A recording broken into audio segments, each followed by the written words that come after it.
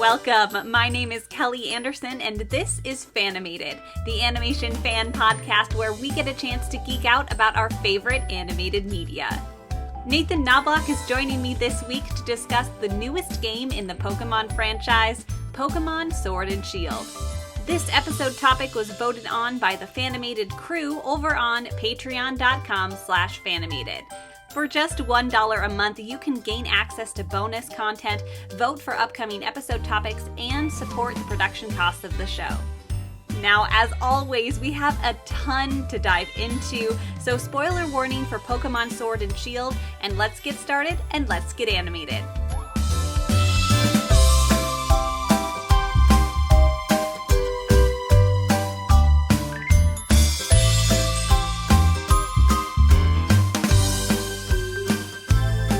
Hey Nathan, thanks for being back on the podcast. Thanks for having me back. I'm so glad to be talking about Pokemon today. Woo! Pokemon Sword and Shield. Here we go. To start, obviously, I mean maybe not obviously to our listeners, but I am not as familiar with Pokemon as you are. Yeah, so let's level set for our listeners here. With some just, intro questions of how many Pokemon games have you played, Kelly? I have played one. All right, okay. How many have you played, Nathan? I've played every single generation of Pokemon games except for X and Y, so that would be 7 out of the 8, along with playing the card games, watching the movies, watching the TV show, playing the card game video game, playing Pokemon Pinball, Pokemon Stadium, Pokemon Snap. I've been engaging with Pokemon media, I think, my entire life. So, I wouldn't claim to be a Pokemon master or anything, but I've definitely, got the title a couple times in a couple games.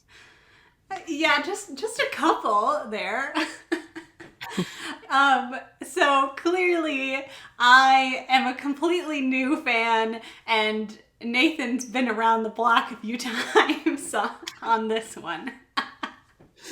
Which is all great, and we're going to have completely different perspectives of this newest game, and we're going to come at it at completely different ideas about it, and I'm going to have complaints that you wouldn't even have noticed, and it'll be interesting. So I'm happy to talk about all of it and, bring you into the fold of the Pokemon universe and the Pokemon fandom. Yes, thank you. I am ready to receive my initiation into the Pokemon fandom. So to start off, let's delve deeper into your background here with Pokemon. So, did you? And you mentioned you've watched the show, you've played the games, and the card games. Like, for my understanding, because I don't really know, like, did anime come first for you, or the games, or how did that all happen? So this is going to be a long story, Kelly. So buckle in. But technically, what I think what I remember, I'm going to have been, maybe 6 or 7 at this time. The card games actually came first. So in when I was growing up, my parents were very strict about no excessive TV or video games or anything like that in the house. And so being able to catch the show or play any of the games was like pretty much off the table. And so I think I remember we had a sleepover with one of my cousins, and his plan was that we were all going to wake up early and watch Pokemon together because it was at his house. And I think we all slept through the alarm, but we ended up playing with the Pokemon cards like all night. And so when we came home and he had given us some of these Pokemon cards and we had shown them to our parents, and they were like, "Oh, sure, a card game that you and your brother could play together. This is great. Sure, of course. Go buy all the cards." And we had been collecting like baseball cards and sports cards at that time when we were 6 or 7-ish. And so having this, like, essentially this game that we could play, and we could battle Pokemon against each other. And we knew about like the world of Pokemon and the zeitgeist really of it, but we had never seen or played any of it. And so during this like time in my childhood as well, though, my brother and I would befriend like neighborhood kids, and we would go over to their houses whenever we could, because their houses didn't have the 1 hour of screen time rule. And so we would sneak over to their houses and just play video games or watch TV or do whatever we can. And through some of our, essentially through the neighbor kids of either at my cabin or at my home, we would sort of collect little, snippets of video games. Or one of our friends at the cabin gave my brother his first Game Boy, like the original, like Oh, clear, big, fat Game Boy, for his nice. birthday. And so that was like the first video game we had ever had. And so the rule with Wow. that video game was that we were only allowed to play it in the car. We weren't allowed to bring it into the house. Oh. And so we would have like 3 hour car rides to our cabin, and so we would be trading off and playing different little games. We had like a Toy Story game, and we had like a little Starfighter game that Hmm. was going on. So we're trading off back and forth, playing these just like the original Game Boy games.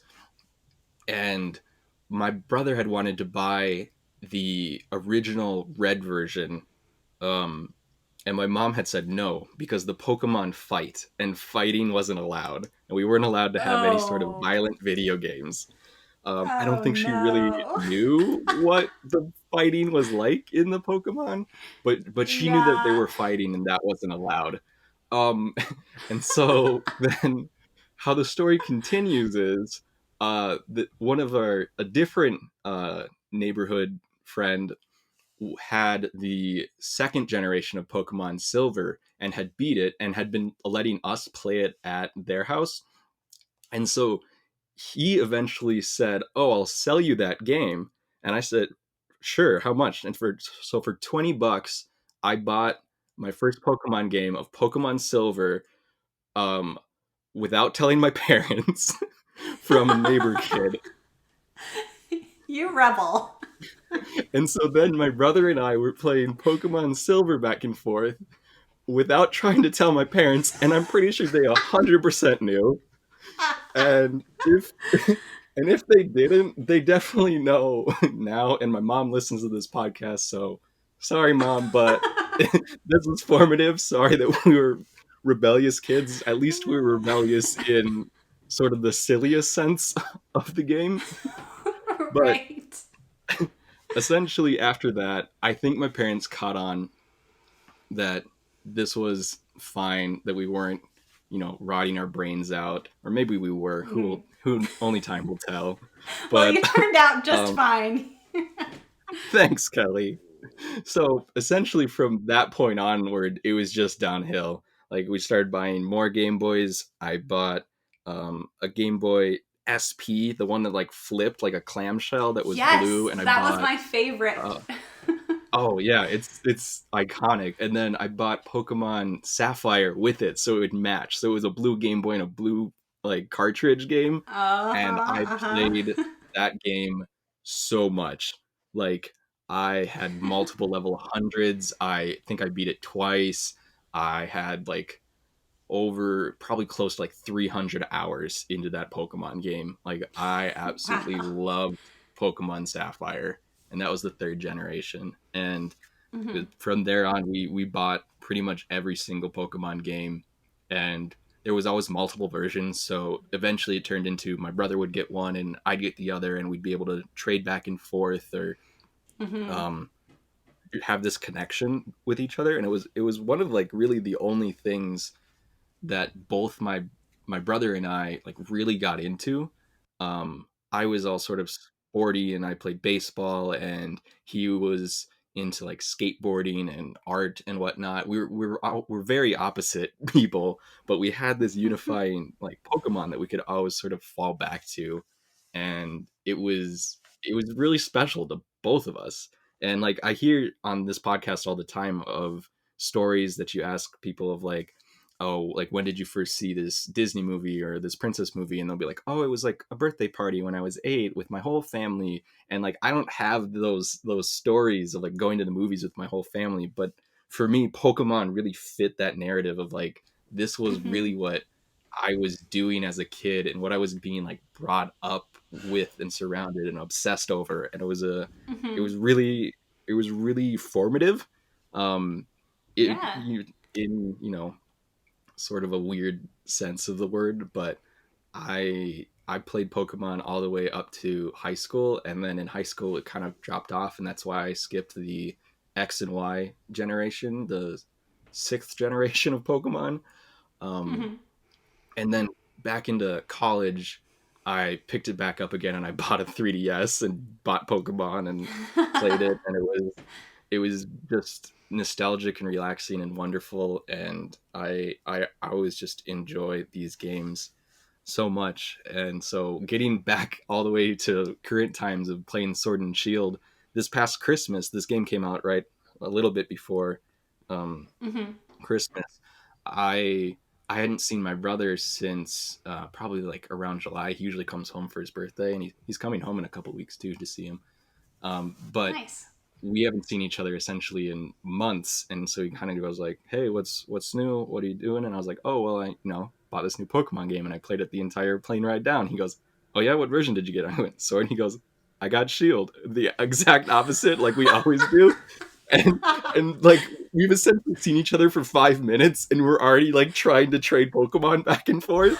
Like no, like how's New York, how's Minnesota, like none of this, just like, oh, have you caught this Pokemon yet? Oh yeah, I caught that one. Do you want to trade? Like it's it's a wonderful unifying factor between my brother and I that Uh-huh. we don't really have anything else. And so this game and this series and this universe that they've created is so very special to me because of Mhm. that and because of my childhood and all of the fond memories and all of the nostalgia of the game and the heart of it, of being a master in training and all these little nuances of it I just enjoy so much. So yeah, that's my very long, this was my childhood story. I absolutely adore that. I love those stories of media that really, affects us and sticks with us for a long time. And you mentioned like a couple things, but if you were to pin maybe just one or two things about the franchise as a whole that really intrigued you as a kid, and are reasons why you've stuck with it, what would those pieces be? Sure. Oh yeah. Okay. So as another childhood thing is that we never had pets growing up, which you growing up on a farm think is preposterous, but we were in the suburbs and we weren't allowed to have any pets. And so having Pokemon was sort of like having a pet. Like you had this team of like imaginary animals that you controlled or got to play with. And so that really filled that niche for my brother and I. And so then Hmm. having, you know, the ability to kind of, I don't know, electronically make a connection sounds very strange, but like they make connections for us in the real world too. Like essentially, like the friend that sold me the game, like they were fans as well, and you could hook up your Game Boys through this like cord, and you could trade with each other or you could battle with each other, and it was this interconnected like common language of like everyone knew Mm, Pokemon growing up in those days. And yeah. you could make a friend simply by having some Pikachu stickers on your notebook or having all the pencils. Like I remember I had a Hmm. pencil set that was Pokemon and it said Pokemon on the side and had a bunch of like Geodudes on it, and like I didn't want to sharpen them because they would like go away if I sharpened them too much. Like it was just everywhere.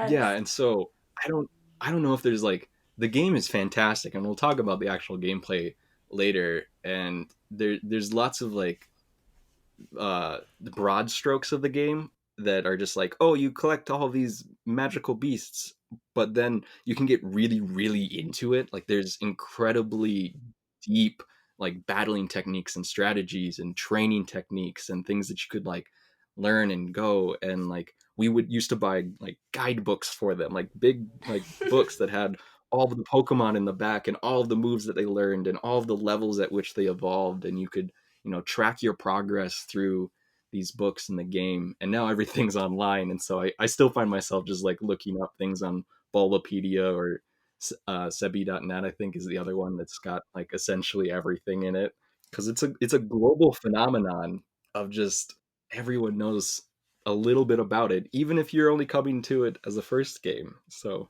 I'm really interested to hear what you think of the Pokemon world now that you've been introduced to it. Absolutely. And it makes me really excited too to hear you talk about all these like all these layers, I guess, of strategy and different things about all the different Pokemon, because that's all stuff that I know nothing about, and it's very, very fascinating. I too, and I should caveat that although this is the first game, Pokemon game I have completed, I should mention that I technically have played Pokemon Silver before. However, I don't think I ever got past like the first. I mean, I know for sure I never even got to the first gym. I know that. Really? That's like Really? okay.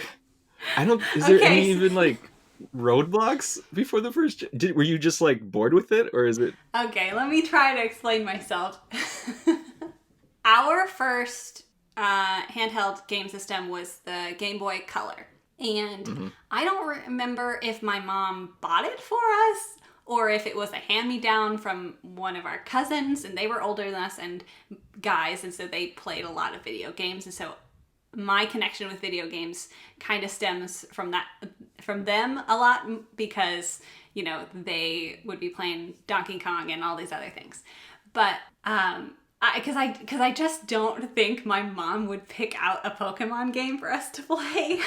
So I feel Yeah, like I mean, it must be something about moms. They just don't like Pokemon. I don't know why. But for whatever reason, we had this game along with like we had like a Tarzan game that was basically just like a platformer, and I would try to play Pokemon, and I don't know I honestly don't know, because like later I would play other games that are kind of like modeled after the Pokemon formula, and I would love those, but it had to have like a Harry Potter skin or something for me to be interested, because for whatever reason, I never got very far in Pokemon Silver. But I do remember like I would put the cartridge in once in a while and walk around and then be like, well, I'm done. I don't know. Do you remember what starter you picked? No, I don't. I have no idea. Oh, that's all right. That's all great. Well, there's That's okay. there's remakes of Silver. There's emulators that you could play, I bet. I think Silver is a fantastic game. But yeah, if you didn't get into it, hey, you didn't get into it. That's all right. You're here now. I'm here now, guys, and that's what matters. It's okay. It would be interesting, though, to go back and play Silver and see what I remember from it, if I remember anything at all. Yeah, it'd be a big trip away from the modern marvel that is Sword and Shield. That's for sure. Periodically, there would be Pokemon games that weren't part of like the generation in the RPG series, but would be part of like the GameCube, or I don't think they had any come out on the Wii, but there was two games for the GameCube that were sort of Pokemon games that were, you know, 3D and on the TV, and you could kind of battle through a story and collect your Pokemon and build this team and fill out your Pokédex. But they weren't on narrative, I guess you would say. They aren't considered Mm-hmm. like in in the canon of the like generational Pokemon games. And so for them to finally say, "Hey, we're not going to just make these offshoot games. We're going to make a real game on our console that you're going to be able to play on your TV, and it's going to have all of the things that you love about Pokemon on it, and you're gonna have 8 gyms, and you're gonna battle all these Pokemon." I was excited they were finally doing that. Like this had been Yeah. something that people had been asking for like 20 years, and they were Oh my finally gonna be gosh. like, no, well, essentially they don't have like handhelds anymore because the Switch is considered both their console and their handheld, so they've kind of Yeah. had to were forced to put it there. Um, but a precursor to Sword and Shield were the Gen 1 remakes of Let's Go Pikachu and Let's Go Eevee, which Hmm. have roughly the same, what would you call it? You'd call it like a rendering suite or like a graphics engine. Graphics engine is the right Yeah. word. And so that game, you had all your 3D models, and you had your ability to fight all of the original Gen 1 storyline and Pokemon in the original 151. But they put in like the catching mechanics of the mobile app of Pokemon Go, which was really Hmm. weird on a console, and it was so strange. And so everyone saw like this, like essentially like what we had always been asking for of like this game for the console, but they removed like a core aspect of it and really changed like the training and like the battling mechanics, and there wasn't any sort of like professional scene. There's like actual Mm. Pokemon battling real competitions with real money and real awards and stuff. If you were Yeah. unaware Wow. that some people's jobs are professional Pokemon trainers. Oh my I gosh. am not one of those people, but like that upset some people, and so I feel like they took that, and I bought Let's Go Pikachu, and I sort of broke it, and I didn't finish the game, and uh, we don't really need to talk about that. But we had seen that, we as the Pokemon community had seen that game and said, yeah, do this, but make it what we want in a next generation Yeah. Pokemon game, and then they did it. And so there was so much like hype around it, but then also people like just wanted to nitpick and hate it. But I loved so much about it and how they came about and released, and the new mechanics and everything. And so I was excited for the hype.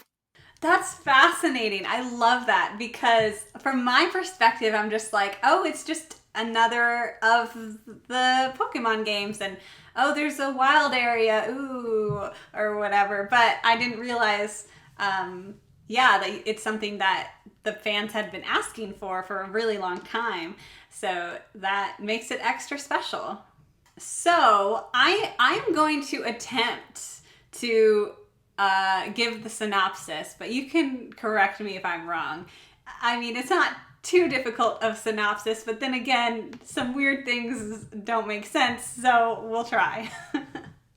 Yeah, I really want you to get the synopsis, because my synopsis of it is it's another Pokemon game. It follows the Pokemon story, and I don't pay attention to any of the things that actually happened because they've always already happened before in all of the other 7 Pokemon games.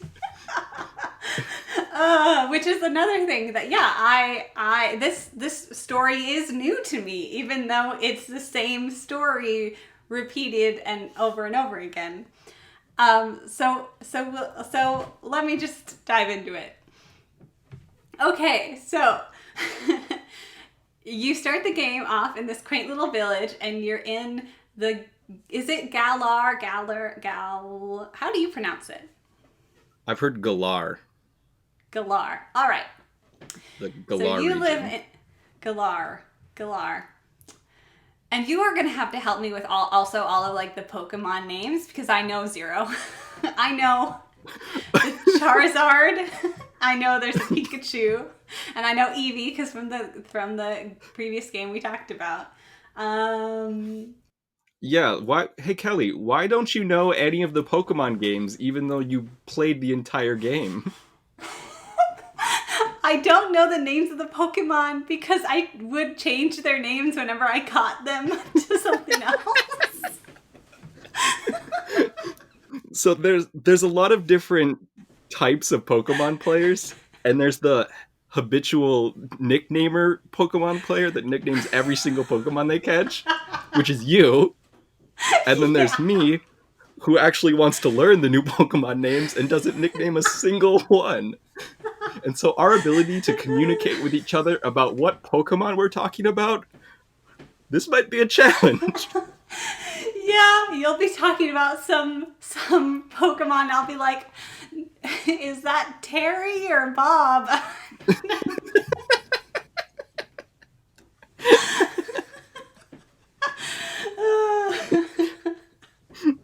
All right, all right. So All right. back to the synopsis. You wake up. Your mom wakes you up in your quaint little village that is or is not Pallet Town. And your best friend is named Hop, which is adorable. And his brother, Leon, is like the champion of the region in Pokemon stuff. So Hop wants to be just like his brother.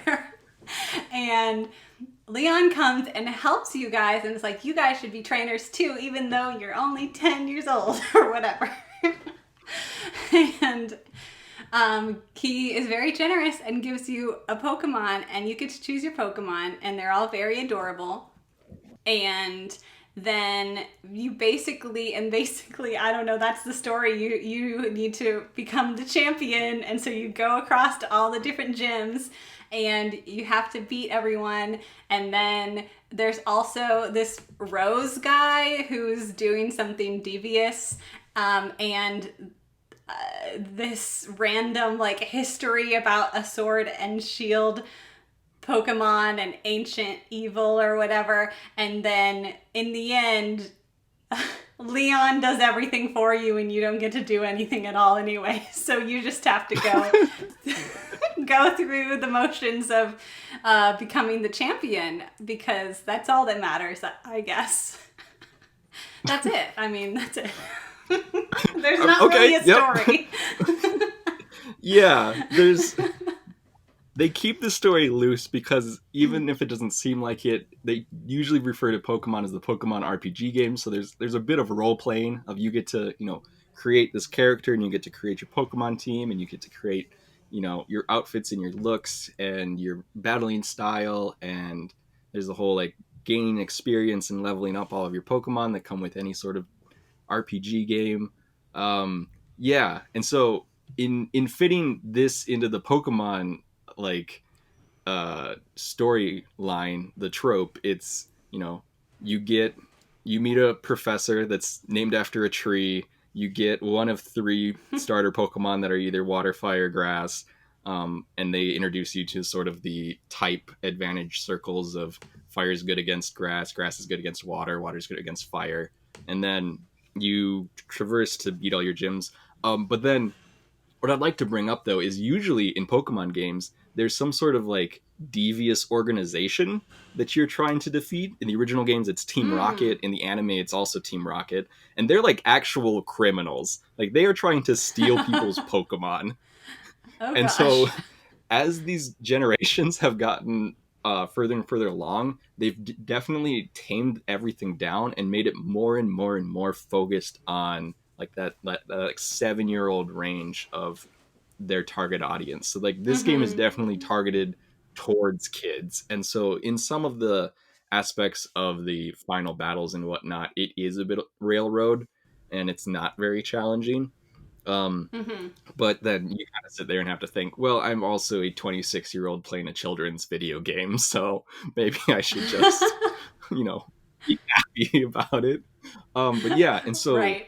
the inevitable betrayal, though, that you're talking about is Rose is trying to essentially use this ancient Pokemon called like, oh, what's its actual name? It's called like Etranius or something, Etranus, and it's like it's technically a poison dragon type, but he's trying to use it to power the city. Like he's trying to use like the electricity power coming off of it to power the city so that they can like bring forth like a utopia. But obviously you don't want to be like enslaving Pokemon for using for powering your city. And so like you eventually break out this very powerful Pokemon and have to defeat it in order to foil Rose's plans. Um, Hmm. and that's sort of what happens right before you beat Leon and become the champion at the end. And then, how far have you played after beating the champion? You told me to go to Leon's bedroom to get the Charizard, which I did, and then I stopped. So you haven't met Swordbert and Shieldbird. No, but those are the best names I've ever heard. They are the worst people in the history of Pokemon NPCs. Wow, that's saying Um, something. I so so you haven't actually even caught your legendary Pokemon yet.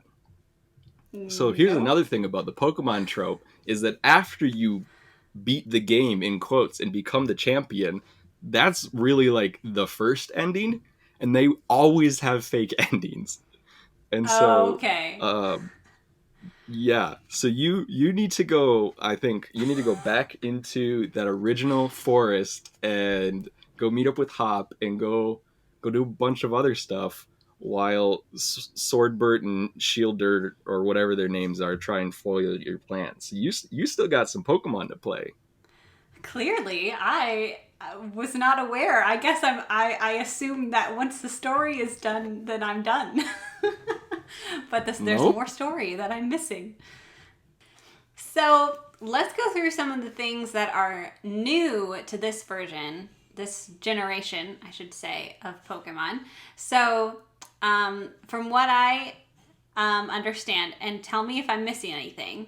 So, some of the big things that are different here in these games are obviously there's a new region. The Galar region is based off like the UK, and it's charming and adorable and precious. And then there's Dynamaxing, and which is specific to this game. The wild area, which is new and awesome. And then, like, I don't know if they've had online kind of encounters like this previously or not, but those are at least the four things that I could understand are different. Am I missing anything? Um, there's a lot of stuff that they've sort of taken out that Okay. isn't exactly new. But some of the end game stuff of like there's no more Elite Four is very strange for this game. How they sort of set up where the gyms are is also very strange. Like you reach the first gym very late in this game, and that's sort of a new thing. Um, the what else am I thinking of? Oh, there's no more HMs, but they kind of got rid of that before this. Um, you probably don't even know what HMs. Let me explain. I don't So know what you know. any of these terms are. What's an Elite Four? What?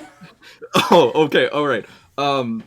Yeah, okay. So sure, where should we start? So instead of having the championship cup at the end of the game, where you would like fight people and then all your Pokemon would get healed, and then you'd go fight like another person, you Mm-hmm. used to have the Elite Four, which were essentially like four of like super difficult gym leaders, and you'd have to face them back to back to back to back, four in a row. You had a break where you could heal, but they wouldn't automatically heal your Pokemon like they do in this game. And so you would have to like prepare Mm. a bunch of like hyper potions, a bunch of full restores. You'd have to train way more than you had to do for the champion cup. Like the difference between the eighth gym in the Champion Cup, I think was like only a couple levels. It would be like 10 or 15 levels between the eighth gym and the Elite Four. Oh wow. And so you would end up having to spend like a good, like maybe, I don't know how much, like a very long time training your Pokemon before you were able to do this. And then after you'd beat the four in the Elite Four, then the champion would come out. Essentially, then Leon would come out, and then you'd have to beat him for a fifth Ah! battle. Oh my gosh. And in a lot of the games, sometimes the champion would be new, and sometimes the champion would be your rival, who was always training and always battling you throughout the story and was trying to match you, sort of pace for pace, and that would be really difficult as well. So like the end game aspect of the previous seven generations was much harder than this champion cup, where they kind of gave you like breaks essentially. So that's the Elite Four, which doesn't exist anymore because it was hard. And, 7-year-olds wouldn't like it. And so they Oh, changed it. that's a bummer Um, because, I could have used a little more challenge in this game. yeah. Well, you still have Battle Tower. So if you go back to like whatever the London town is, I forget all of the names of the towns in this place, but the northernmost town, Rose Tower is now the Battle Tower, and there's very challenging Pokemon trainers in there that you can try and fight up against. Okay, clearly I have a lot more Pokemon to play. Of course, there's so much, Kelly. I'm always so It's excited. endless. It is. Um, and so yeah, so there's that you can do, and that will require some like actual like training research and like figuring out proper teams and whatnot. But then what else did I mention? I mentioned that the first gym was so late. So I showed up to the first gym in this generation with like level 20 Pokemon because they send you through the Mm-hmm. wild area first. And there was like this whole like 3D space that had never existed before in a Pokemon game. Like Pokemon games always existed like on a grid. Like they were pixels. Like the original games, like you're moving up, down, left, right. That's it. And then when they finally brought you into this 3D space and you could rotate your camera. Rotating your camera was a big deal, people. You've It's never about been able time. to do that before. And so they had a much broader introduction to this game where you went through and you met your professor a little bit later, and you went through the wild area. In your first gym, you were roughly like level 20s before you met Milo at the first grass gym. Like usually in like Gen 1, first gym is Brock. He's a rock type. He has like level 7s, and I think his like big like Onyx at the end is level 9. You've gone through one route, you probably have caught 3 Pokemon, and you're trying to beat this first gym. And unless you fully understand type advantage, like you would not be able to get past Brock. And so I also understand that like probably a lot of people got frustrated at how like difficult the first gym would be, even though everybody's like under level 10, that they've moved it so far back so that you really got to grasp. And I feel like usually you don't have 6 Pokemon by the time you go to the first gym. Usually you don't have a fleshed out like balanced team, but I had like 6 almost level 20 almost type advantage like type balanced team before I even went to the first gym, and I was like, this is wild, and it makes the game so much easier. But yeah, those were two of like the really big like points from it that I found, where the game was intentionally made easier by just sort of like narrative choices, really, that I thought was interesting. But Yeah. yeah, should we explain what Dynamaxing and Gigantamaxing are? Yes, please. You go for it, Kelly. There's this energy. Okay, I'll try. There are like these stars or something that fall, and there's like energy in them that, but you can, and this is the weird part, is you can only make your Pokemon Dynamax in certain places.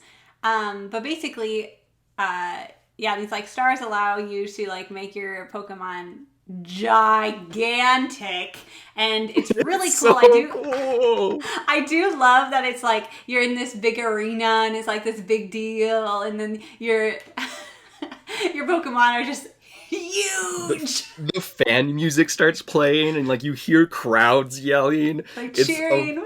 so fantastic. Like Pokemon used to be like your Pokemon is in the bottom left corner of the tiny Game Boy screen, and their Pokemon is in the top right corner of the Game Boy screen, and they run at each other. And now it's like you're in a stadium and there's these cameras zooming around, and your Pokemon are like 20 feet tall and like have giant flames coming out of them.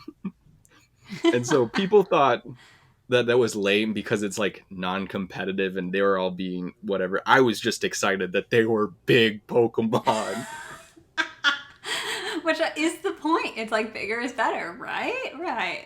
Yes, yes. And so that's Dynamaxing. And so then the the built-in functionality on top of that is called Gigantamaxing, where specific Pokemon, when they grow to astounding sizes, will change forms.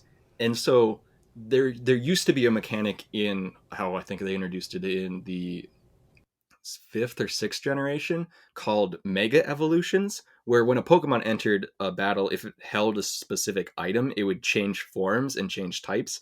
This Gigantamaxing is sort of like that, where instead of it changing types, it changes what it looks like aesthetically, which is super cool. And sometimes the forms are like, they make them more hulking, or they make them add things onto them, or change things. Like my Gigantamax Charizard has like giant fire wings. It's amazing. but it but then they changed their move sets to like these super super powerful moves of that specific type. And that's sort of like the Z moves they had in the seventh generation. So in the seventh generation, you'd be able to use one Z move per battle, which was like a super powerful move, and it'd have like this big wind up like anime and like animation that went with it, which was sometimes silly but sometimes really cool as well. Yeah. And so they've sort of taken these two elements from these previous battling mechanics and combined them into something new, which is super interesting. People argue about, whether it's good or bad for the, online battling scene or the competitive scene, but I don't really care because I'm not involved in either of those things. I just like to see my giant shiny Gigantamax shiny Charizard. Like, it's great. I think I said shiny 3 times. I'm really excited about him. Yes, and I think that's what they're trying to capture with these games is that childlike wonder and excitement. And so, regardless of whatever these like professional Pokemon players are doing, like, I mean, the audience is, people who really, want to get excited about their Pokemon. Exactly, exactly. So let's talk about the wild area a little bit because you mentioned how like big of a deal it is because it's so different from the other ones. Like I'm gonna be honest. Again, I my objective wasn't to like catch all of them, and I was definitely excited when I saw new Pokemon I hadn't seen before, which was all of them basically for me. Um, but I didn't really go back to the wild area much because it was like I didn't want to interrupt my story progress to just go to the wild area and run around. I did it a couple times just to like help level up some stuff, but like that at least was my experience. Yeah, I definitely didn't leverage it very much while I was playing through the story. Um, I you use it a lot more once you've sort of beat everything, because Mm-hmm.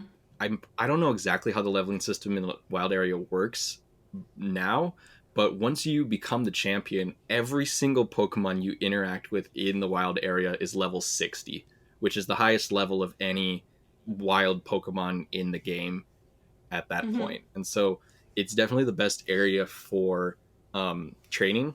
It's also the one of the places where only some Pokemon appear in the wild area. So when you're trying to start completing your Pokédex, depending on the weather in the wild area, along with the time of day and where it is, different Pokemon can show up. And so sometimes you gotta wait a while for the specific conditions for the Pokemon you're trying to catch to show up. So it's definitely been a mechanic that they've used more for sort of like a late game place for people to roam Mm. around in. It's also Yeah. online enabled. I don't know if you have the Nintendo online experience, but you can go online in the wild area and see other players walking around in your server in the wild area, which is new. That's like never happened. You can, I don't know, set up camp and visit people, or trade Pokemon, or exchange like cooking ingredients. I think is usually what happens when you talk to people. Um, and so Cool. they've also used the wild area and the essentially the Pokemon nests. There's like areas where sometimes there's light shooting out of the ground where you can go, and that's sort of like the max raid battles where you can join in with people online, or they'll provide you with NPCs to fight Dynamax Pokemon and then catch Dynamax or Gigantamax. And so there'll be different events throughout the year as well that they've been like adding different Pokemon through the wild area or new Gigantamax forms into the wild area as well. And so it's definitely been more of a like a post game area for me. And so understanding where you are in the story and how you played it, yeah, it may not have been very impactful, but the first time that like I walked into that area and then a giant onyx of like rock snake of that's just huge like appears out of nowhere right next to you, and it just sort of scares you right away. And then I try and battle it right away, and it's way over leveled because I'm not prepared, and I have my fire starter, and like I can't do anything. And so like it was super exciting to just be in something so completely new. Yeah, that's super cool. And that leads me to another question too that I have. As a new player, I was super excited like when, my starter was evolving and it was like, oh, cool. Although, to be honest, they're cuter when they're small. But most of the other like my other Pokemon, I go in and I don't know how they evolve. So like I only really saw a couple of Pokemon evolve, and Oh, maybe they use them. Kelly! And I was kind of sad and disappointed because I wanted to see some more of them evolve. I don't know how. Yeah, so the evolutions will always appear in your Pokédex in numerical order. So you can always sort of see if a Pokemon will evolve or not based off of where it is that way. But most of these, I think, are just you learn it or you can look it up online. Evolving Pokemon is one of the best things, though. Oh, Kelly, I'm so sad. Oh, well, like, okay. Yeah, okay, I'm opening up my Pokemon game right now. So Yeah. it'll tell you in the Pokedex? Okay, Pokedex. Well, there'll be like an order, and so it'll be like, oh, the first Pokemon is Grookey, right? Because it always starts grass starters, right? And so then there'll be three spaces, and then uh, whatever the water starter is, Oh, Sobble, or Sobble, and then it'll keep going. So like one of the things I think you beat the Elite Four with like a Growlithe, right? Like the fire dog Pokemon. We have to describe them. yeah, that's Jenny. Yeah, so you beat the Elite Four with Jenny, Officer Jenny, by the Yep. way, like, who you don't even know. That's all right. That's I all right. don't. But some of the Pokemon like that will evolve with the specific stones. So you may have been picking up Oh. items throughout the game that would be like a water stone, and your Growlithe will evolve into an Arcanine. Use if you give it a Firestone. Okay, well, I clearly need to find a Firestone. Yeah, and you can find them in the wild area up to the top left of the other part in the grass bean. Yeah. Okay. Well, now we're just going into strategy. But yeah, so there's different there's a lot of different aspects like that have existed. Like Growlithe is a first generation Pokemon, like it's part of the original 151. And so probably in the first generation they explained like, oh, this Pokemon could evolve with by stones, and now they don't bother to do that anymore. And then the other part of the strategy that I definitely had um, my phone open to the internet every single time I was playing was simply the thing that I'm sure you already have memorized at your core is like which types are vulnerable to which other types and all of that stuff. Yeah, I wouldn't say memorized to my core, but I do understand the mechanics of it pretty well. So, essentially, for people that are unfamiliar, every single Pokemon has a specific type, and they can have up to two different types. And then every single attack move has a specific type. And so, depending on what Pokemon you are attacking and what attack you are using, the damage of that attack can do either double damage, normal damage, or half damage, depending on the types.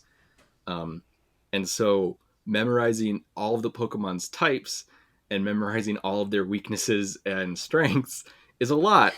And I did a little quick Yeah. math, I think, on my note sheet of there are 18 different types. So 18 times 17 was something like 306 plus another 18 types. So that because you can have like a pure typed Pokemon that doesn't have two types equals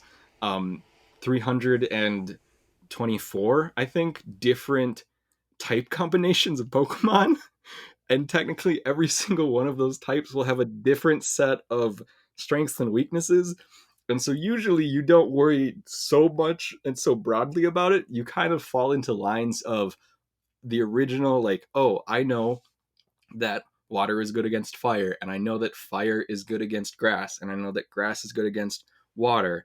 But I never really liked grass Pokemon, and so I know that electricity is strong against water. And so I would always end up developing like a really strong electric type to fight off like Hmm. water types, and then like you kind of get into this idea, and then some of them are very strange as well. And so that's probably where you're having more difficulty of like, why is flying good against fighting? Or Right. why is fighting good against steel? And then the ones that I still struggle with are things like the dark, psychic, ghost, and fairy types. Yeah. Fairy type was only introduced in the sixth generation, so there wasn't even a fairy type until then. And fairy type is very strange because it's like fairy type is good against dark and dragons. and you're and you're like, wait, what? How does any of this make sense? It doesn't. Yeah, and then there's some types that are like normal against each other. Like I'm pretty sure um what are some of the like fighting is like base level against fighting, but then there's some types like dragon where dragon is super effective against dragons. And so usually you kind of like set yourself up for like risk at that point. So if you're using a dragon Pokemon to fight a dragon Pokemon, you're both super effective, and you got to just be like super fast or be way more powerful than them. And so there's different mechanics in that you can really dig your teeth in, or have giant if you've ever looked up like a visualization of the weaknesses and strengths, it's just a giant web of nonsense. But I yes, I can imagine visualizing it. It is probably just a whole bunch of scribbles. yeah, and so you end up learning and sort of getting used to sort of patterns of things of like, oh, when I see this Pokemon, I know that I can beat it with these. And another reason of why this game is kind of more focused to kids, the attacks will now tell you whether they'll be super effective or not effective, or no effect even, once you have put that Pokemon into your Pokédex, which it used to not do that, Kelly, if you could imagine that, where you would have to actually memorize all of it and look it up on the Oh my fly instead of gosh. having your handy game tell you right away while you're battling. Oh my goodness. Well, that's an inconvenience. Yeah, maybe that's why you didn't finish silver. Maybe. Uh, Although I did look up. I earlier I looked up what the starters are for silver, and I didn't even realize I had done this, but I also chose the grass starter. It's the Chikorita. Chikorita. That's the one Chikorita. I chose. Chikor- Chikorita is really cute. I am a fire starter through and through. I always pick the fire starters. Um and so I would have picked Centiquel every time. It would eventually Yeah. evolve into Typhlosion. They always get super edgelord names. Oh But my goodness. I love it. And I love fire uh, types so much. that's wonderful. Yeah, I chose Grookey because he's the cutest little monkey, but I don't like him as the giant ape that he turns into. He's a little My friend has the intimidating. same sentiment of that they actually no longer use their starter because they don't like the third evolution. Where my Cinder Ace, the third evolution of the fire starter, is level 100, and I love my sporty fire boy. Oh, that's brilliant. I will also add that my Grookey's name is Alfie. I tried to Uh, choose all like British names for all my Pokemon because it matched. do you have a favorite name? A favorite name? Let's see. Well, I was just gonna say while you were looking that up, I started nicknaming my shiny Pokemon, and Hmm. so I have 8 shiny Pokemon now with nicknames. Um, Wow. and I think my favorite one is my shiny Dragapult, so that like stealth bomber dragon type that's also a dragon ghost type because he's a spooky boy.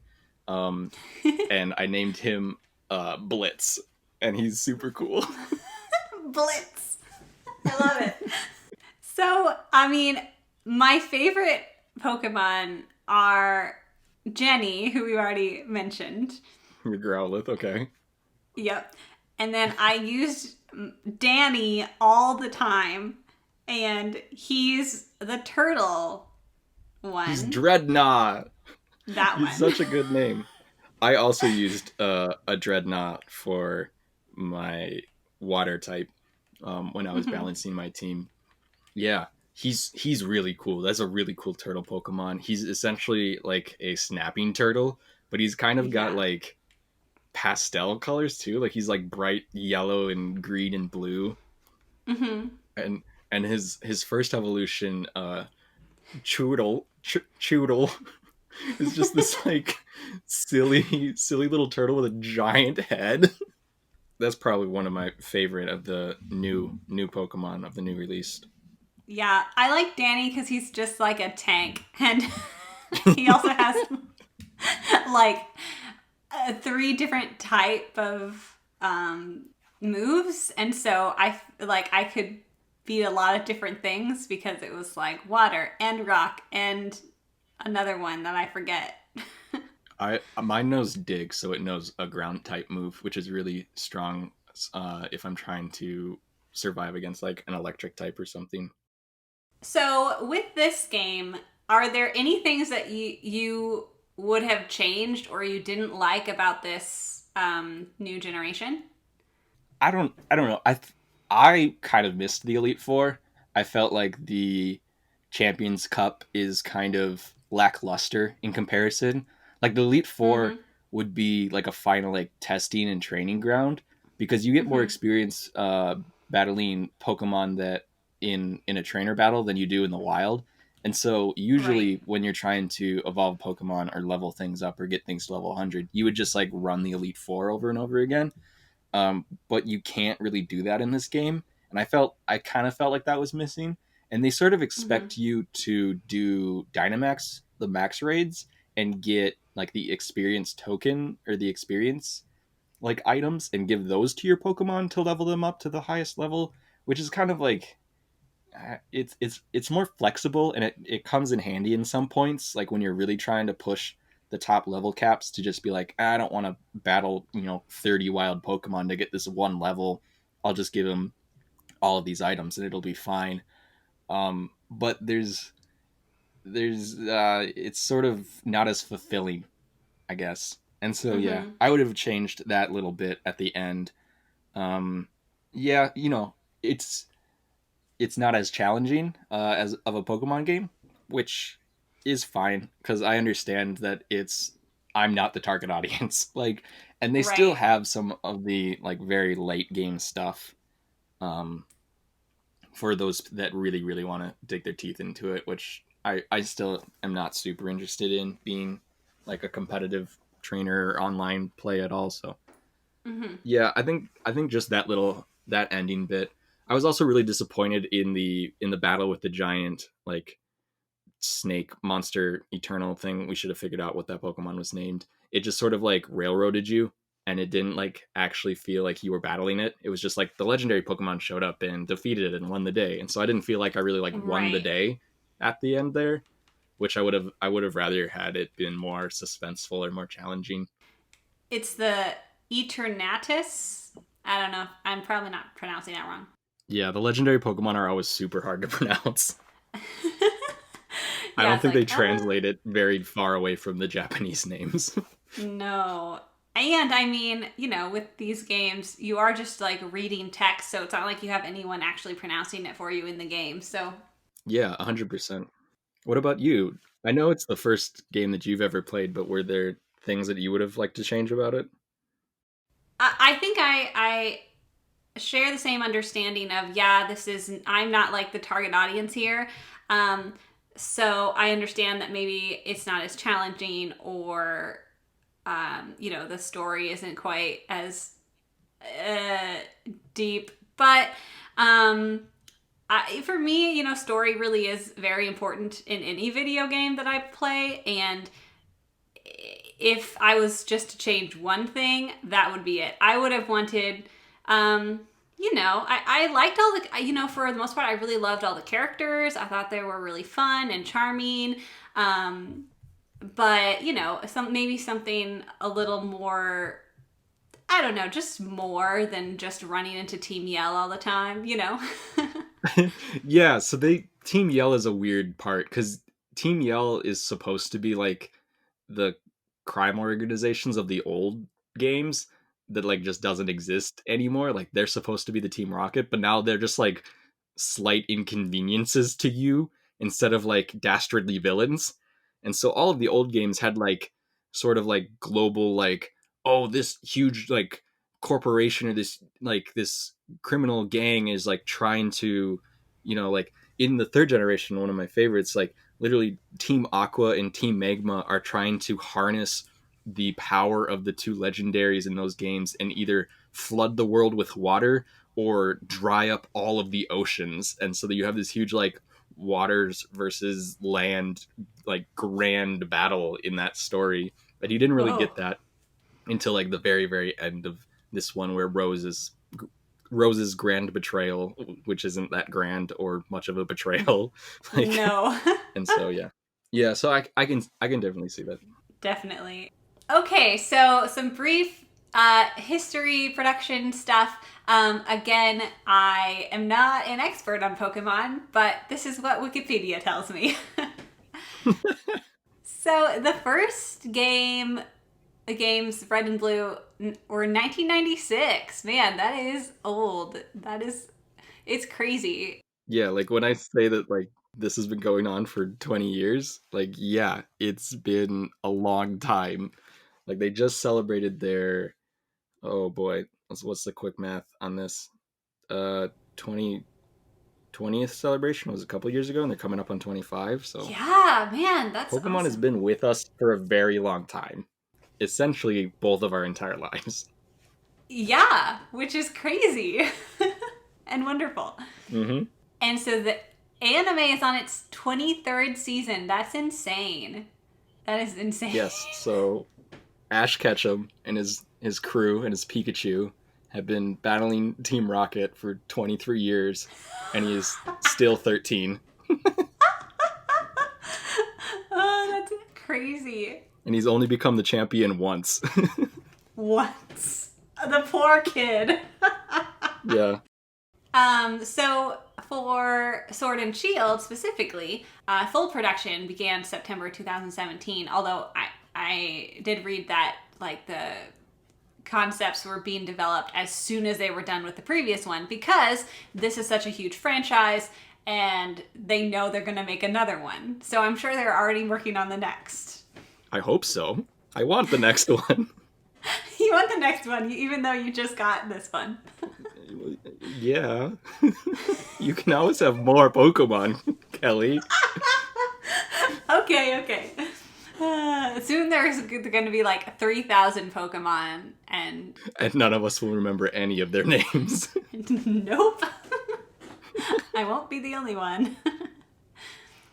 I thought it was really interesting and cool that approximately 1,000 people worked on this game out of several different companies, and that's estimated to be over 50% more people involved than previous Pokemon titles. So they had a huge team of people working on this game.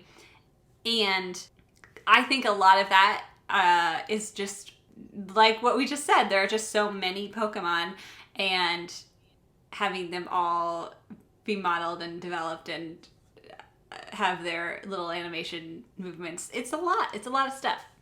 Yeah, this is really one of the first like full scale 3D modeled Pokemon games because everything used to be, sprites and pixels on a little handheld, and now they got to make things vast and huge. And you also kind of noticed they shrunk a lot of things.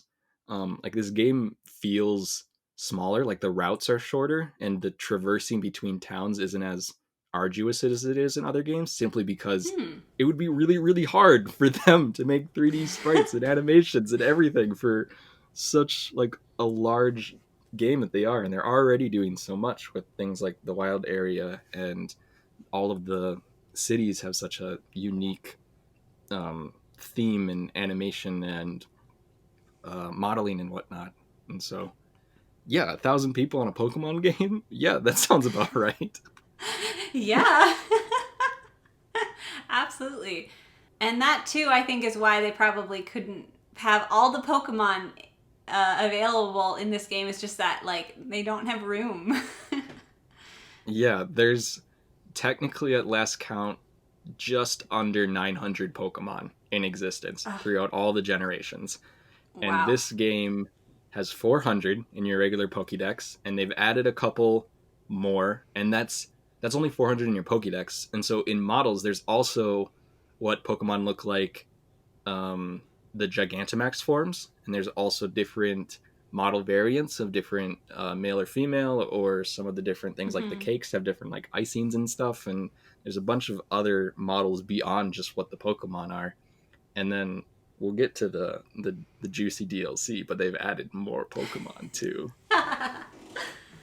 Yes. So many Pokemon.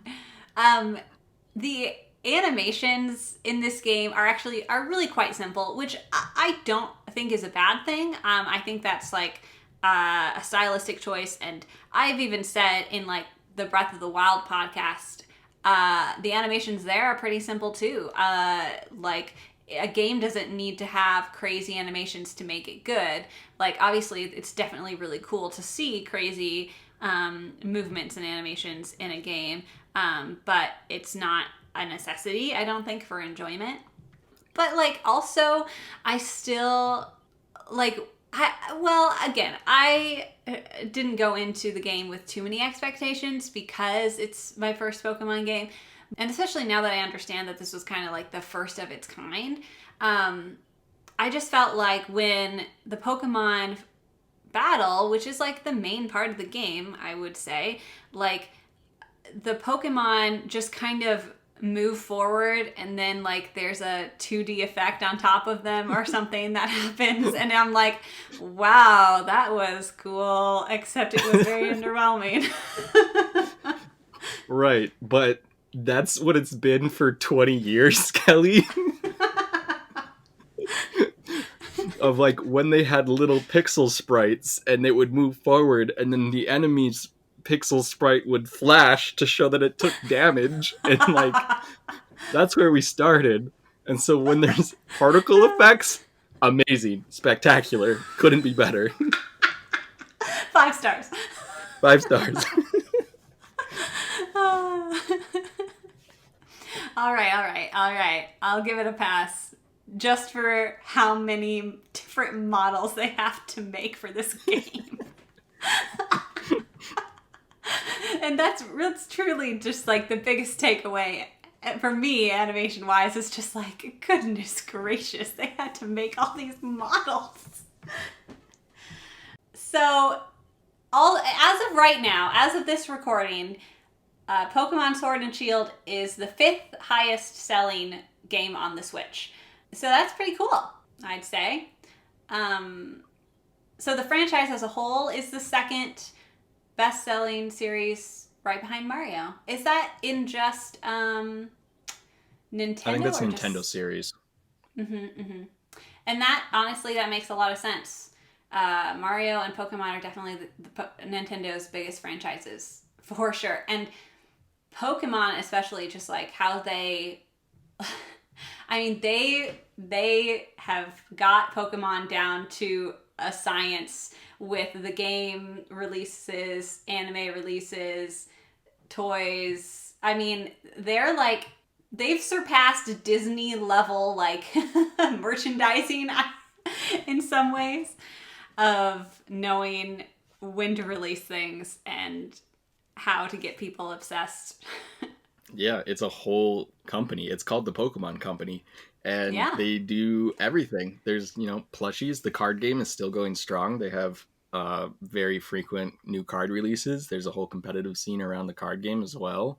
Um, there's, off-brand games that aren't these generations of Pokemon that are coming out. I think Mystery Dungeon, where you play as Pokemon, came out just recently for the Switch, and they got some more planned. And there's always, the mobile games of the Pokemon Go and some of the puzzle matching games and whatnot that they lease the Pokemon trademark to other developers and whatnot. So Mm-hmm. it's omnipresent in all of our societies, and hopefully it'll stick around for a while because I love it so much. Oh, yeah, it's not going anywhere anytime soon. I can tell you that. So, Nathan, you have just recently got the DLC. Yes, the DLC came out on June 17th, which as of recording this is was yesterday, and I played 4 or 5 hours of Pokemon. just That's to just brilliant. just to beat it. And yeah, I bought it. So as soon as they announced the DLC, and this is the first like DLC for any Pokemon game like ever, because they've never put Mm-hmm. it on a console before. So this is the Yeah. first time they've ever been like able to do something like this. Like, and so I was so excited that they were just like even like having the idea to do it is amazing, and that we don't have to wait another like 2 years, 2.5 years between releases to get new Pokemon added. I was so excited. And I'm also so glad that it didn't get delayed as much. They essentially said it was going to be released in June, and it's right here in the middle. But Mm-hmm. essentially, the content is like you go to this island, and so it's called the Isle of Armor, and there's like a dojo there, and you sort of mistakenly get enrolled into the dojo and have to go through these like island trials, which are kind of like the island trials in the seventh generation, where you kind of like go to an area and then beat some sort of like stronger Pokemon all the while you're exploring. And the entire island, Kelly, the entire island is a wild area. There's Oh my no gosh. like there's no like routes or towns, like the entire island. And so it's easily like as big as the mainland wild area, with different like regions and areas, and there's Pokemon nests everywhere, and there's Pokemon all wandering around, and there's like a bunch of water everywhere around it that you can go on your bike to. Oh, and so it was so much fun just exploring it, and I was texting my friend that I work with the whole time as well, of just like, oh my god, have you seen this? Oh my god, there's a giant whale lord out, and oh my gosh, have you done this thing yet? And so that was so much fun yesterday. And then they even give you an additional little like island Pokédex that you can complete. And I looked through it really quickly, and it looked like they added about 100 more Pokemon. So my Pokemon version now has probably close to 500 Pokemon in it out of the 890. And a lot of them are focusing around Generation 2 Pokemon. So some of those silver versions that you might not have Yeah. seen, but it's so interesting to see these Pokemon that you'd only ever seen as sprites or drawn on a card, or sometimes you can get them traded up through the generations, but to see them in their full 3D animation wandering around, Mm-hmm. it's wonderful. And so I've essentially beat the first story, and it said the end, but it's not the end because every Pokemon story has a fake ending. So I've essentially gotten to the fake ending part of the DLC so far, and I'm looking forward to catching my legendaries and whatnot. Yes. Yes. Oh, that's awesome. And I do think, like you said, it's a really, really cool way to engage with fans while they wait for like the next big installment. Well, there is one more thing that I know, Nathan, you wanted to mention, and that is Pokemon Snap. Yes, so as part of the DLC release, the Pokemon Company had a press release as well yesterday. And they announced that the next Pokemon game coming to the Switch is going to be a completely new, not a entirely remake of the N64 game Pokemon Snap. And it is so beautiful. And Pokemon Snap is such a like purely nostalgic game for me of just like the main plot of the game is that you're essentially on a photo safari through these different regions, and you have like one button because it was on the N64. Like the A button, you could throw like apples or treats, and like the B button, you could throw like little like smoke bombs, and you would go through this essentially like monorail path, like you were at Disneyland or Hmm. something, and you could throw these just two items, and it would interact with the Pokemon in specific ways. And so like you could throw an apple to a Pikachu and it would pick it up and eat it and like smile at you, or you could throw a bunch of the poison or the smoke bombs into this whirlpool and like a giant Articuno would come out, and you'd have to sit there and snap photos as fast as you could to try and get the photos, and then you'd eventually reach like an exit, and then Professor Oak would come in and like rate your photos and give you a score, and like that was it. That was the whole game.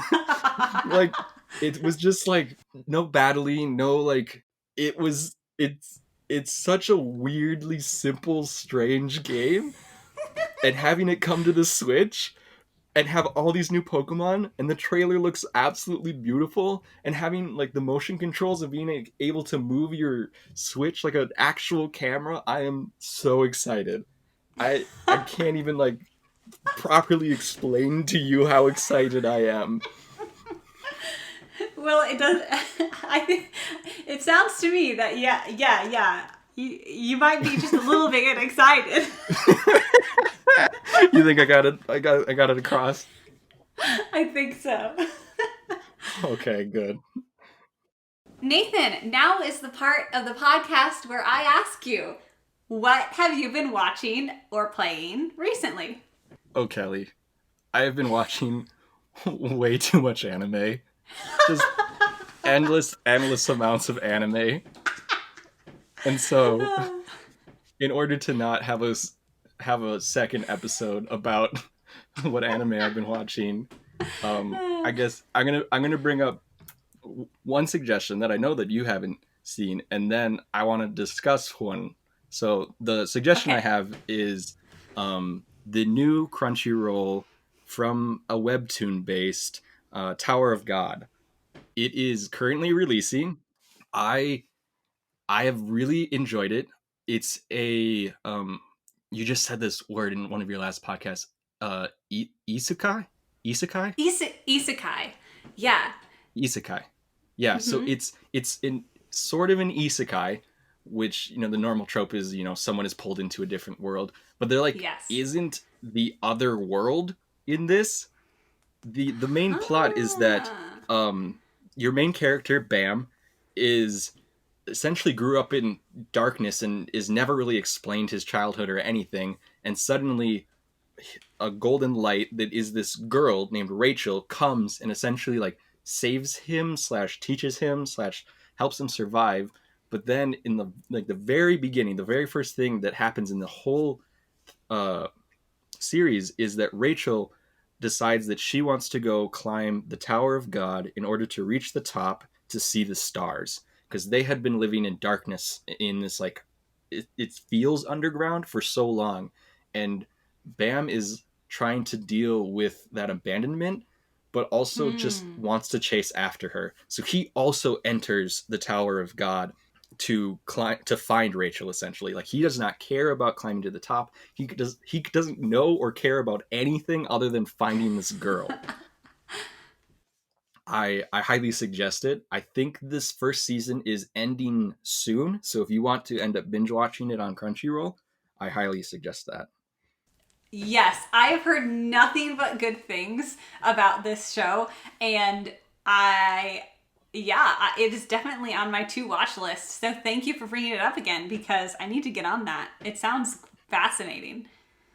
I do want to discuss another show with you that you had just recently mentioned that you did not fully enjoy the first season of, and the second season just came out, and it is from the suggestion of Bryn Berryhill when we had that Netflix party, is Ah, Kipo and the Age of the Wonder Beasts.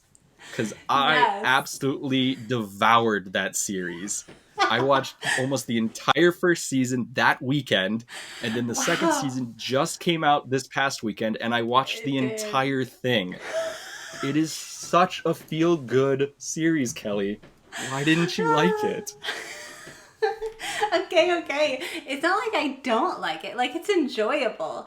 I'm just not like super deeply connected to the story or the characters at this point. I still I Okay, well, I am definitely gonna keep watching it. I need to watch the second season yet. Like, I still want to. I like it. I just am not okay. Wolf is definitely the best thing that's ever come to Netflix ever. But yeah, I don't know. It didn't really hook me as much. What do you love about it? It's such a great friendship is magic story, and the idea of having humans in this non like dominating role is incredibly fascinating to me. I always Mm-hmm. love um dystopia like novels and series because we essentially grew up on that, and having this sort of narrative of like humanity trying to find its place in a world that is no longer built for it is really Mm-hmm. really engaging to me. But then also just like all the different wonder beasts and the mutes and how Kipo is like bridging the gap between all of them, and Uh-huh. just her like wonderful like Wolf is sitting there being like, Kipo, you can't do this, rules number 3 of the outside, don't talk to strangers. And Kipo's like, but they could be friendly. And it's like guitar playing snakes, and you're like, how are guitar playing snakes gonna be friendly? Yes. Their dynamic is gold, I will say. Right. And also that guitar playing snakes was essentially resolved with a giant Battle of the Bands rock concert. And so that's sort of the conflict resolution that happens in this show, which, in the current times I'm all there for. It's just Yes. it's wonderfully endearing and engaging, and I think you definitely the main villain is a talking baboon named Scarlemagne who wants to rule over everybody, and his Mm-hmm. pheromones can control the humans. And you really, really get to dig into Scarlemagne in this second season and understand like who Mm. he is and where he came from. And so maybe you'll really enjoy that, and have the whole backstory of these characters fleshed out. So I suggest that you also go back and give it a second try. I will. I definitely will. And we'll have to. Uh, I'll definitely give you an update, and we'll definitely talk about Kibo at some point too, because it is definitely different. All right, Kelly, your turn. What have you been watching? Well, last week I already explained all of the shoujo anime that I've been watching recently. Uh, but other than that, a game that I've been playing recently is Xenoblade Chronicles for the first Oh time. yes, I saw that, and I looked up the trailers and the explanation for it, and it looked very interesting. What do you think of it so far? I am a huge fan of RPGs in general, and when I saw that this was coming out, the definitive edition for the Switch, I was like, yes, that looks awesome. And I love it. I love it. I mean, there are parts of the gameplay that I'm not particularly fond of. Like, I think I'm still getting into the groove, but but I enjoy that it's challenging. The game keeps telling me, "Do you want to go on casual mode?" And I'm like, "No." I'm I might not be good at this, but like I want to play it the difficult way. Oh boy, I would be on casual mode right away. I am not about dying over and over again. We'll see as it goes on. I might get sick of it and want to just get through the story because the story is so intriguing. And like I mentioned earlier in the podcast, I really care about story when I'm playing a game, and this does it for me. It really does. It's basically this entire world that exists on top of a giant thing. It's like these two giant... They're like colossals or like titans. Yes, they are. And there are two of them that like were fighting each other and basically like ended up at a standstill. And then life grew on both of these beings. And so it's like you're this tiny little thing on top of this giant thing. I don't know. And so the world is super fascinating and really cool to explore. And even though, you know, it's kind of an older game, like it still has that feeling of like, wow, you're somewhere entirely new and you're just in this crazy world. I really love the characters. Shulk is the main character. He's my fave. He is just like, I mean, he's my nerdy hero boy. I love him. That's wonderful. I've only ever heard of him from Super Smash Bros. That's the only interaction I've ever had with Shulk and his what is it? His lightsaber sword? Like, what has he got? It's the Monado, Nathan. Oh, okay. So yeah, I'm really enjoying it. Who knows? Yeah, maybe this becomes another franchise that I really enjoy. It does have a lot of Zelda vibes, so I'm digging it. Yeah, I was gonna ask that. How does it compare to Breath of the Wild? Well, it's no Breath of the Wild because nothing can ever be, but it still has that same sense of exploration, I think. And what I like even more about this is that, at least so far, I'm still at the beginning, so we'll see, but it fixes a lot. Well, I mean, I know it's older than Breath of the Wild, but for me, like it doesn't have the same problems that Breath of the Wild does in as far as like difficulty, as I just mentioned. Like it is challenging and I enjoy that. Like I want it to be difficult.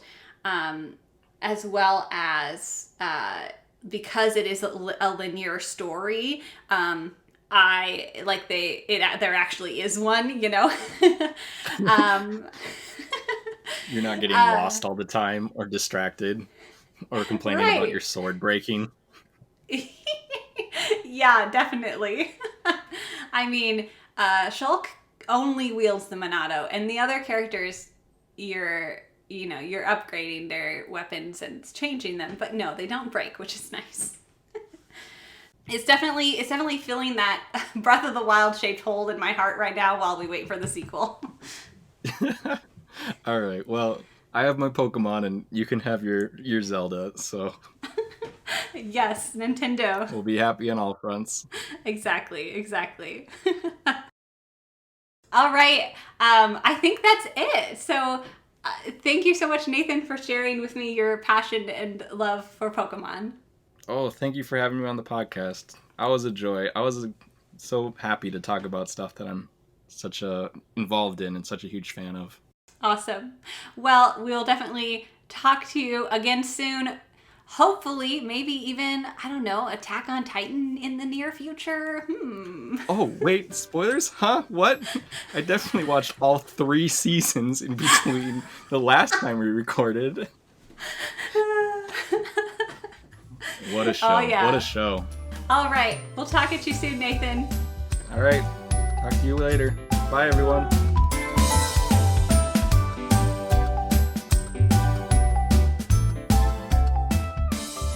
Thank you so much for listening. Nathan and I had a blast with this episode, and we have about 30 minutes of bonus content available from our conversation that is on patreon.com/Fanimated.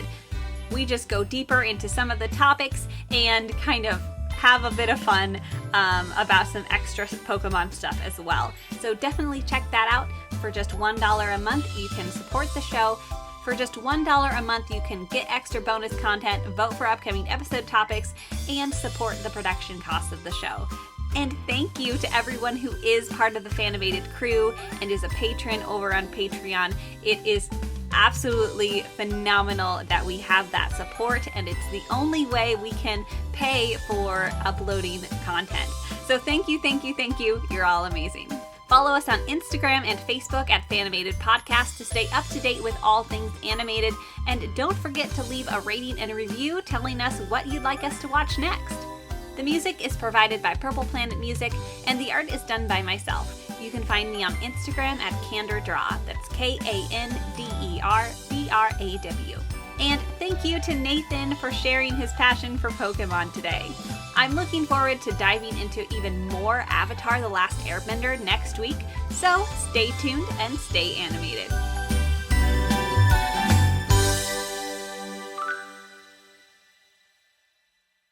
Also, I wanted to mention this at the stadium part, but the stadiums, when the music starts and everything's giant, it just adds to it, because that stadium music is completely new, and so it's like the and